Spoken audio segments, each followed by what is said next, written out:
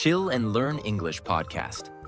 Learn English the chill and easy way. Hey, friends. Welcome back to Chill and Learn English podcast. I'm May, and with me, as always, is Alex. Hi, everyone. Today, we're tackling a topic I think everyone can relate to: procrastination.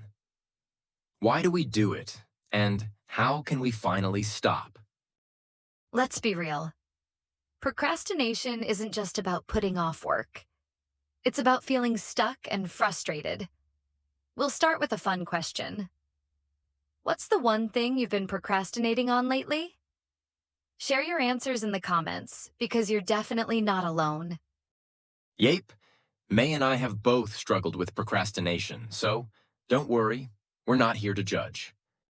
That's right.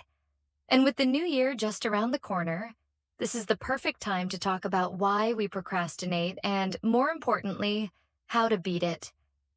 Let's make 2025 the year we take action and crush our goals.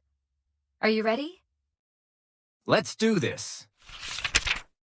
So, Alex, why do you think procrastination is such a big deal? Well, it's not just about missing deadlines or putting off tasks. Procrastination bleeds into every part of our lives: our health, happiness, and even relationships. Absolutely. Did you know procrastinators are more likely to suffer from stress and poor health? It's not just because of the deadlines. They also procrastinate on health-promoting habits, like exercising or seeing a doctor. Wow, that hits home. I used to put off going to the gym for months because I didn't feel like it. And guess what? My energy levels plummeted. Same here. And procrastination also leads to regret. Research shows that we often regret the things we didn't do more than the mistakes we made. Exactly. It's those missed opportunities that haunt us the most. So, if procrastination is stealing our time, health, and happiness, what can we do about it? Alex, let's get real. Why do you think so many of us procrastinate, even when we know it's bad for us? It's not about being lazy, May. Procrastination is actually an emotional response. When we face a task that feels overwhelming, stressful, or even boring, our brain sees it as a threat. That's so relatable. It's like when you should start that big project, but instead, you clean your entire house or binge watch your favorite show. Exactly. Our brains are wired to avoid discomfort. The longer we avoid the task, the scarier and more overwhelming it feels. And that's why procrastination can feel like a never-ending cycle. But here's the good news. Once we understand what's happening in our brains, we can break free from it. The first step to beating procrastination is breaking tasks into smaller steps. Right. When a task feels too big, it's easy to avoid it. But if you break it down into tiny, manageable steps, it becomes so much easier to start. For example, if you've been putting off writing an essay, don't think of it as write the whole essay. Start with open a blank document or write the first sentence. Small steps build momentum. And with the new year coming, why not set mini goals for January? What's one small step you can take toward a big goal? Let us know in the comments. We'd love to cheer you on. A big reason we procrastinate is fear. Fear of failure, fear of not being good enough, or even fear of success. Exactly.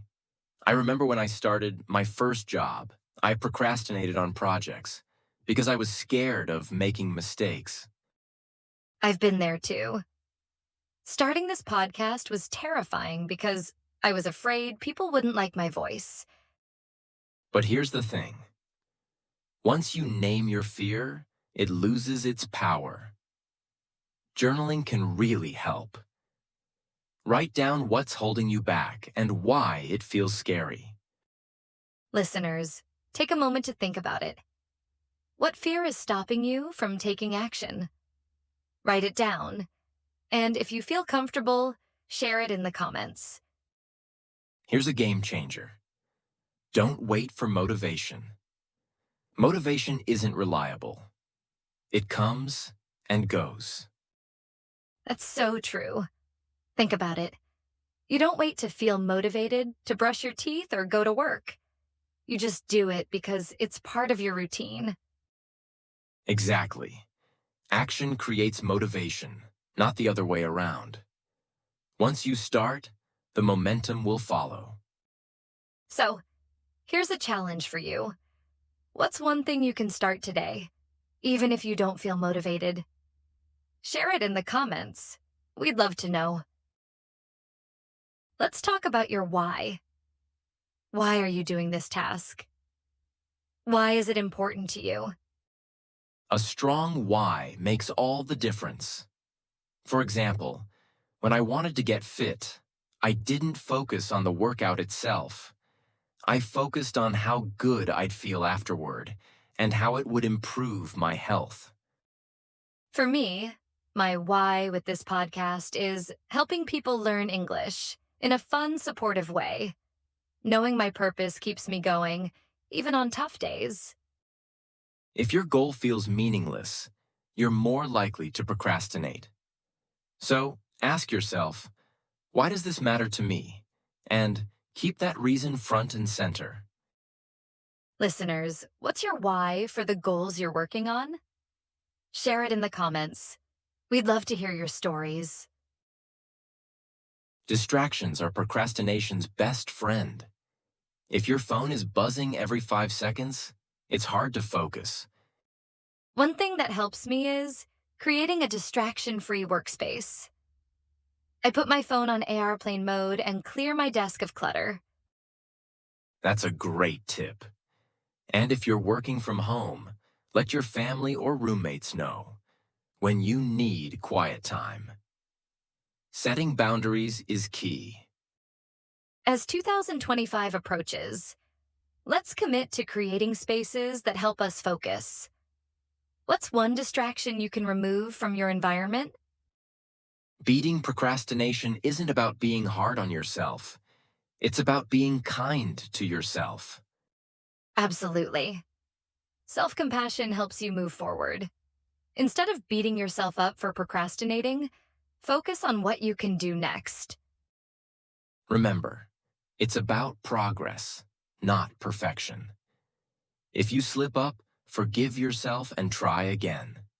The new year is the perfect time for a fresh start. Finally, let's talk about habits. Building good habits can help you beat procrastination for good. Tie new habits to existing ones. For example, if you want to start journaling, do it right after your morning coffee. That's what I do. Habits make productivity feel automatic. It's all about creating routines that work for you. Listeners, what's one habit you'd like to build in 2025? Let us know in the comments. We'd love to support you. Procrastination means the act of delaying or postponing tasks or decisions unnecessarily. For example, his procrastination caused him to miss the project deadline. Around the corner means very near in time or distance. For example, the new year is just around the corner. Time to set your resolutions. Put off means to delay doing something until a later time. For example, she put off cleaning her room until the last minute. Bleed into means to extend or spread into another area or aspect of life. For example, his work stress started to bleed into his personal life. Discomfort means a feeling of unease, pain, or awkwardness. For example, She felt discomfort while speaking in front of a large audience. Game changer means something that significantly alters the current situation or way of doing things. For example, learning time management skills was a game changer for her productivity. Likely to do something means having a high probability of doing a particular action. For example, people who procrastinate are more likely to feel stressed. Clutter means a collection of things that are disorganized or create a mess. For example, she cleared the clutter on her desk to create a better workspace. Self-compassion means treating oneself with kindness and understanding, especially during difficult times. For example, practicing self-compassion helped him overcome his fear of failure. Takeaway means a main point or piece of information learned from something. For example, the biggest takeaway from the meeting was the importance of clear communication. So, friends, procrastination doesn't have to control your life. Let's recap the steps to beat procrastination that has held you back so far. 1. Break tasks into smaller steps. 2. Name your fears. 3. Don't wait for motivation. Just start. 4. Strengthen your why. 5. Remove distractions. 6. Practice self-compassion. 7. Build habits that support your goals. With 2025 just around the corner, now is the perfect time to take action. Let's make this year one of growth, focus, and achieving what truly matters. We'd love to hear from you. What's your biggest takeaway from today's episode? What's one goal you'll tackle first in the new year? Thanks for joining us today. Remember, procrastination is just a habit, and habits can be changed. Let's make 2025 the year we stop putting things off and start building the life we want. Goodbye. Bye for now. See ya.